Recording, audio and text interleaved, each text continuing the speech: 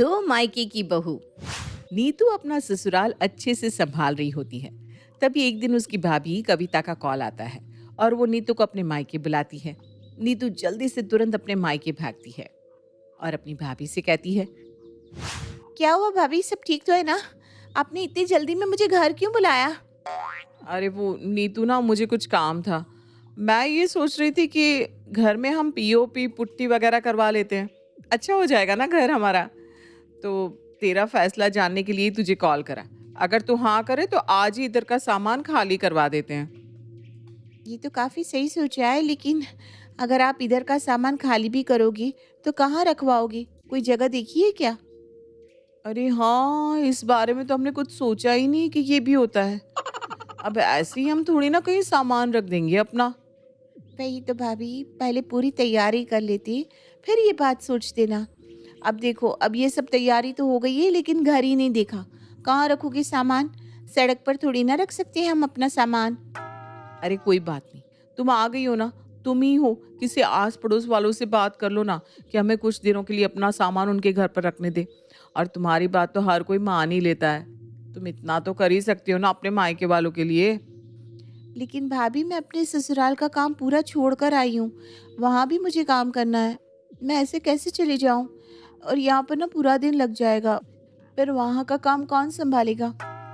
अरे एक ही दिन की तो बात है। तुम भी क्या बोल रही हो? और जल्दी जल्दी करेंगे तो सब हो जाएगा। तुम बस जाओ और पता कर लो कि हमें अपना सामान कहाँ रखना है, ठीक है?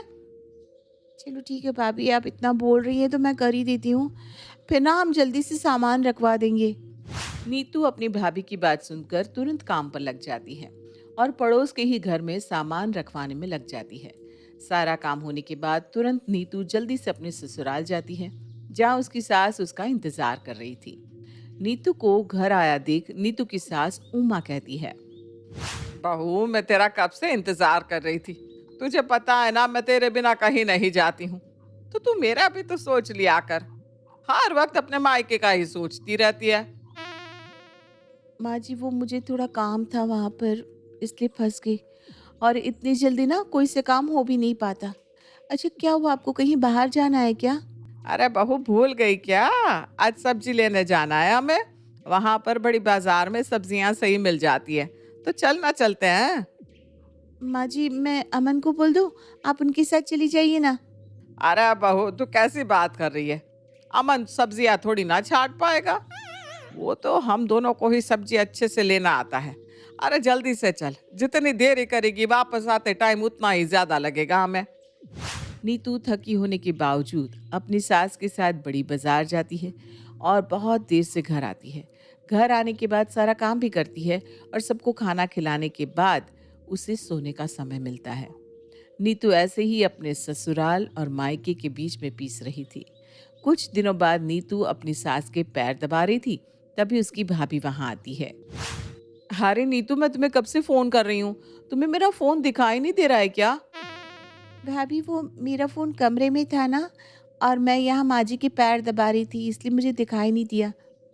लेकिन आप यहाँ पर, कुछ ज्यादा ही जरूरी काम था क्या?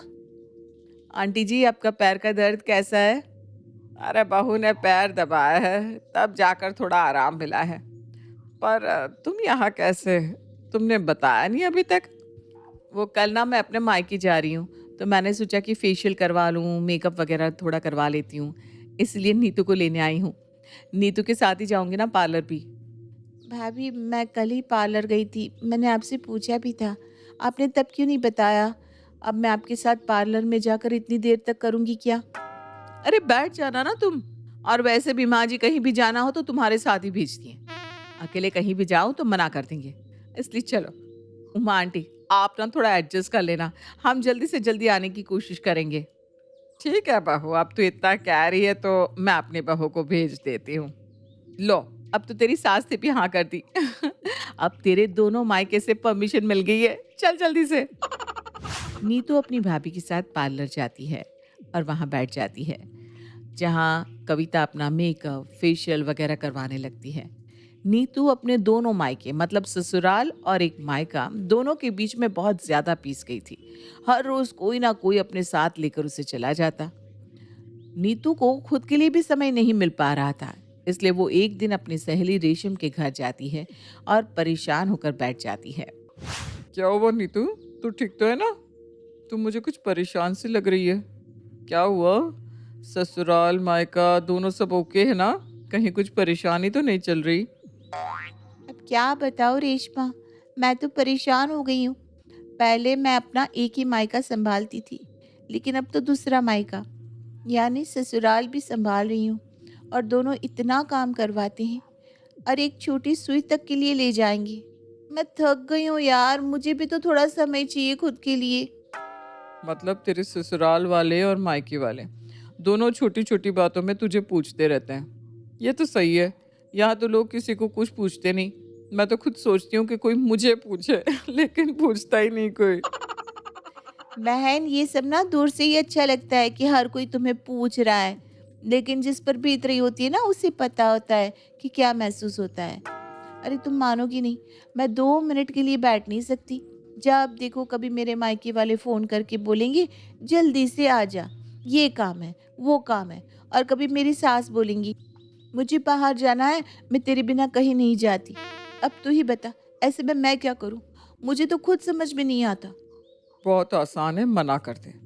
अब तुम मना करेगी तो तुझे ज़बरदस्ती कोई थोड़ी ना अपने साथ लेकर जाएगा। यही तो दिक्कत है ना, मुझसे मना नहीं किया जाता। और अगर कभी कोशिश कर लूँ ना मना करने की, तो सब ताने देने लगते हैं। हाँ, तू तो अपने मायके वाले की ही सुनेगी। और मायके वाले बोल देते हैं, हाँ, अब तो वही तेरा मायका बन गया है, हमारी कहाँ सुनेगी। अब ऐसे में मैं क्या करूँ यार, इसलिए मैं मान ही लेती हूँ। फिर तो ये चर्चा का विषय है। मुझे लग रहा है तू काफ़ी फंस गई है। अरे ये तो मुझे भी पता है कि मैं फंस गई हूँ। अब ये बता कि मैं इससे निकलूँ कैसे? मुझे कुछ भी समझ में नहीं आ रहा। अब तू ही कुछ मेरी मदद कर देना, कोई अच्छा सा आइडिया बता देना। देख, तू शादी से पहले जॉब करती थी, तब तुझे कोई पूछता नहीं था। इतना ज़्यादा अब तू फ्री रहती है तो हर कोई पूछ रहा है ना। एक काम कर, तू वापस से अपनी जॉब ज्वाइन कर ले। अब तू भी काम करेगी तो वो लोग भी नहीं पूछेंगे। इतनी तो शर्म होगी ना। और अगर पूछ भी लिया तो तेरे पास बहाना भी होगा कि मैं जॉब पर हूँ, मुझे ये काम करना है, मुझे वो फाइल देनी है। अपनी सहेली की बात सुनकर नीतू जॉब ज्वाइन कर लेती है। एक बार नीतू की सास उससे कहती है, अरे बहू, मेरे साथ बाजार चलेगी ना? माँ जी, मुझे ना अभी अर्जेंटली एक रिपोर्ट सबमिट करनी है। माफ़ कीजिए, मैं नहीं आ पाऊँगी। अब अपनी बहू को काम करते हुए देखकर कोई कुछ नहीं कहता। मायके वाले भी मान जाते हैं और ससुराल वाले भी मान जाते हैं। तब जाकर नीतू को थोड़ा आराम मिलता है।